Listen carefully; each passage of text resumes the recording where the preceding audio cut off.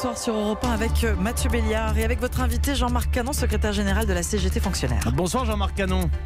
Bonsoir. Vous avez écrit au gouvernement, Jean-Marc Canon, pas que la CGT, également la CFDT, l'UNSA, FSU Solidaire et d'autres syndicats qui appellent le gouvernement à reporter son projet de réforme de la fonction publique, à attendre finalement la fin du grand débat national. C'est bien ça Jean-Marc Canon ? Oui, nous appelons à la suspension et à la réécriture d'ailleurs de ce projet de loi parce qu'il nous semble paradoxal, c'est le moins qu'on puisse dire, qu'on ait un grand débat national apparemment ouvert, sans tabou ni a priori, qui est comme thème, un des thèmes, la fonction publique et la réforme de l'État, et dans le même temps, on a un projet de loi déjà ficelé qui va être examiné dès demain, qui, sur un certain nombre de thématiques, disent déjà la vérité des prix, entre guillemets, et donc il y a là une contradiction qui, pour nous, n'est pas acceptable. Mais Jean-Marc Canon, est-ce qu'il n'y a pas une forme de naïveté, si je puis me permettre ? Est-ce que vous pensez qu'à l'issue du grand débat national, on va revenir sur les annonces de suppression de postes de fonctionnaires ou qu'on va dégeler d'un seul coup le point d'indice ? Vous savez que la candeur de la CGT, c'est ce qui fait son charme juvénile. Donc je me plais à espérer. Non, mais très sérieusement, ou plus sérieusement en tout cas, nous ce qu'on voit effectivement, c'est que le gouvernement souhaite passer en force.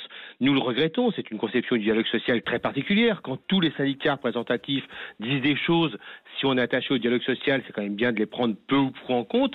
Là, j'observe effectivement que le gouvernement semble vouloir passer en force.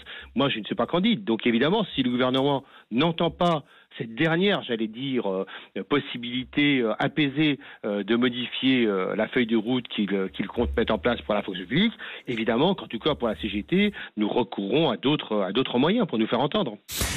Jean-Marc Canon, ce que vous soulignez dans cette lettre à plusieurs syndicats, c'est que c'est précisément l'organisation de l'État, celle des services publics, celle de la fonction publique qui est en débat ces dernières semaines.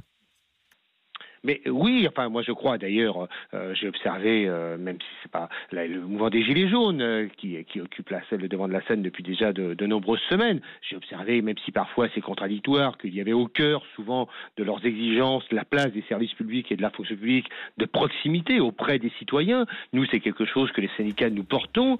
Or voilà, moi j'observe que par exemple, si je devais prendre un exemple, les 120 000 nouvelles suppressions d'emplois, je dis bien nouvelles suppressions d'emplois préconisées par le gouvernement d'ici à la fin de la mandature, auront comme conséquence non seulement l'aggravation des conditions de travail des agents, mais surtout peut-être la baisse de la qualité des services publics, voire la fermeture de nouveaux services publics. Ce n'est pas du tout ce qui pour nous est à l'ordre du jour.